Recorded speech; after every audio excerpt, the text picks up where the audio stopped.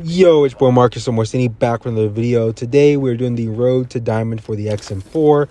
This is the mythic XM4 in this gameplay and the following gameplays as well. So this is the luminescent jade. You've probably seen my posts about it, and I like the mythic. I know a lot of people don't like it. They think it's not good. I think the mythic itself is absolutely fine. It's very appealing and has a great iron sight, which is what kind of makes a mythic good. And the entire reason you would buy a mythic is because it has a pay-to-win iron sight and you're saving an attachment. In my opinion, the gun should look cool also, but they always nail that. Like, the gun always looks cool. Some cooler than others, but it's always going to look cool relative to like a diamond, just a normal diamond gun. So with this gun, the main problem with it is, well, with the mythic, the main problem with it is the gun's not good, right? I think that's the main deterrent for people trying to buy it, is the gun itself is simply not good enough. And that's not really like that, only will change with a buff to the actual gun. Now, if that happens, people will definitely want the mythic, because then the gun will be good, and then having the mythic would be even better. But right now, I think the gun being average sort of makes people not want to buy it. Now, when I mean the gun is average, what does this gun do well? Sure, it's got like a probably above average fire rate for an AR, but outside of that, it's got pretty subpar damage. The recoil is kind of there and just enough to be annoying. Is the mobility great? Not really. It's better than some. Handling, stuff like that. It's kind of just average at everything, and that leads it to be an average gun, which is what you'll see in this gameplay. I'm good with it though. I do enjoy the gun. It's fun to use. It's easy to use and pretty manageable to use for really anybody. You don't need the mythic. I dropped a nuke without the mythic, so I think you could definitely use this gun in any capacity. It's just not for the meta right now. If you're playing like top 5k players who are actually good, you can't use this gun because you're going to get destroyed by USS 9s, SKSs, Type 63s are all over the place. So all of the most egregious, Man of War thermite rounds, that stuff is going to absolutely destroy you if you're using this gun. But it is a solid gun and it's fun to use, so I would suggest it for people. Now with these clips, I'm just able to have a couple of rounds back to back, actually, where I get 4 kills in each round, and that's kind of why you're seeing these. These could have been aces, but I wasn't aggressive enough, or somebody got to pick first, and then I got the rest of the kills. So with this main gameplay, you'll see control on raid, where I do fry, but I do make a couple of terrible mistakes throughout this gameplay that get me killed, and then thermite Man of War rounds get me killed.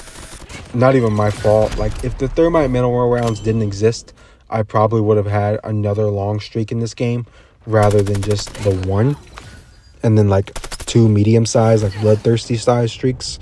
But yeah, this gun overall, I do think it's all right. It's all right. If you want to buy the mythic, buy it. If you don't. But that's pretty much all I got for this gun. I've kind of talked about everything. We'll get into the class setup at the end when we kind of cover that kind of thing. With this gameplay, I feel like control on raid is probably the best playing control. I do like standoff as well. And firing range, I think firing range is probably the worst. I just think capping that second point, I don't really like where the points are. It leaves the mid-map area undesirable, but I guess that's kind of helping with the flow of the map. I just feel like the spawns, when you're on defense, you will get spawn trapped really bad. Like, it's really bad. So that's kind of how control is. I just wish that there was like a spawn delay. That's really all I'm wishing for, right? A 3-second spawn delay would solve a lot of those problems. People will be able to be ready when they spawn back in, and the game will play better if they had a spawn delay and hardpoint as well. So maybe they'll incorporate that in 2028 when they actually, finally start watching my videos. Yeah, that's all I got for that. Overall, with this gameplay, we do fry. I mean, it's 20-4 in life count and control. That's considered frying in my book. And I feel like this is all I want to play. I know a lot of people don't care for control. They don't want to learn a new mode. But this is like, if somebody invites me to a lobby and control's not in the queue, I just back out now. Like, I don't want to play in that lobby if we're not going to have at least an option to get control.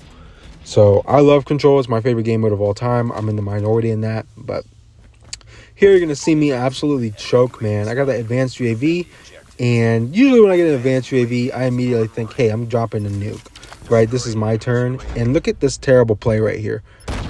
I couldn't get the ping to ping him, so I didn't realize this guy was already pushed up there. I thought he was farther away, so I ended up dying to him. Obviously, I'm heated, right? Because I'm the only guy at A, so I kind of just threw my life away. Could have had a really, really good streak going had I just played that better, maybe slid to cover instead of trying to win a gunfight that I was already being pre-fired in. So, terrible play out of me. Kind of cost me my streak there. And literally cost us the round. I mean, we destroyed these guys. So, overall, I think I just played well in this game. You know, not only did I do well, you know, I went 20-3, but I played the game of Control well, which not a lot of people do. So being able to do that and sort of, you know, use map pressure and take gunfights, and then when they finally get the point capped, push out the new point. That way they spawn farther away from it to kind of make it easier on my team. All those kinds of things I did pretty well in this game. I think you'll see that throughout the gameplay with me sort of just continuously pushing out this A point, because that's the harder one to cap. It's closer to our spawn. And if they push out B to Laundry, they'll spawn us basketball court literally right on top of the point. So I think overall I did a really good job in this gameplay of kind of just showing how to play Control in this map from my point of view and how I think about the mode. That being said, the contrast to how I'm playing is that guy right there being top bedroom or whatever you want, top bedroom? Yeah, whatever you want to call it. That guy being there, he's kind of trying to push us back, but I was already here, so I was able to find that kill. Another thing I kind of want to talk about is off the road to diamond path, but like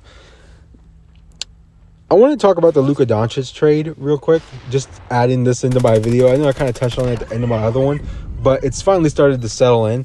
This is the worst trade in sports history.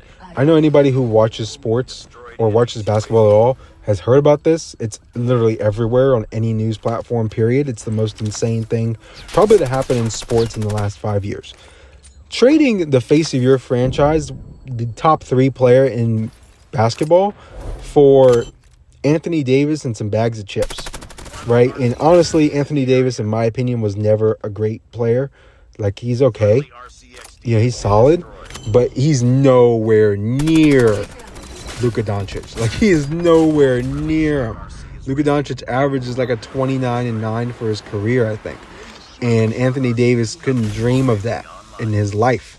So, I don't know. I think Anthony Davis was a terrible pickup. Worst trade ever. You guys know I'm a Mavs fan. So, I am like, sell the team. Fire Nico Harrison. Why hasn't he been fired yet? Who made these decisions? Why was nobody made aware? Why didn't you tell Jason Kidd? He's the head coach. How did he not know that you're about to trade his best player? And then funny enough, they go out the following day after Doncic gets traded, and they're down like 31 points in the first quarter to the Cavaliers. Like, I don't know. I don't see a world where this trade, like, the Mavs would have to go back-to-back with Kyrie and Anthony Davis and Klay Thompson in order for this to be like any sort of sense. If they win this year, it still doesn't make sense because the future of their team just got traded away. The best player we have had probably ever, right? I would say that he's on a trajectory to be better than Dirk, and he's gone. I don't know. I could talk about it all day. It drove me insane. I fell at my knees at a random bar. One of those memes, one of those comments. So anyway, let's talk about the XM4 real quick. Now that I get that off my chest. Attachments for this, I was running a grip on it, like a 4-grip. The only ones that really matter are agency suppressor, 50-round mag, and SAS combat stock. Those are essential in my opinion. I don't really care about hip firing, so the combat stock for me is great because I do strafe a lot in my gunfights. Barrel, this is where the controversy is at. I dropped a nuke using the Task Force barrel, but that was before I got the Mythic, so I'm not sure how I feel about it now. If you're not using the Task Force or the Reinforced, those are the only two that are options, in my personal opinion. So either one, personal preference, but I feel like if you don't have the Mythic, you should probably go with the Task Force. And if you do have the Mythic, maybe go with the Reinforced. but you will notice a difference, man. I use this gun so much. I could tell just the way the gun feels with just Task Force and the way the gun feels with Reinforced.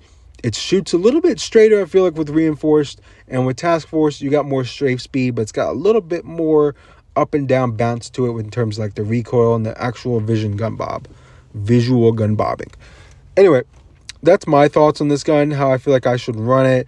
That gameplay kind of showed how I ran it in respawns and in S&D, being a little bit more aggressive in S&D than I normally am.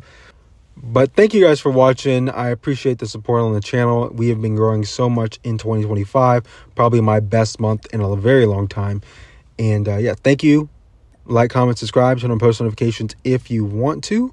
We will continue to regularly post on this channel. And yeah, it's been your boy Marcus Morstini. I'm out of here. Peace.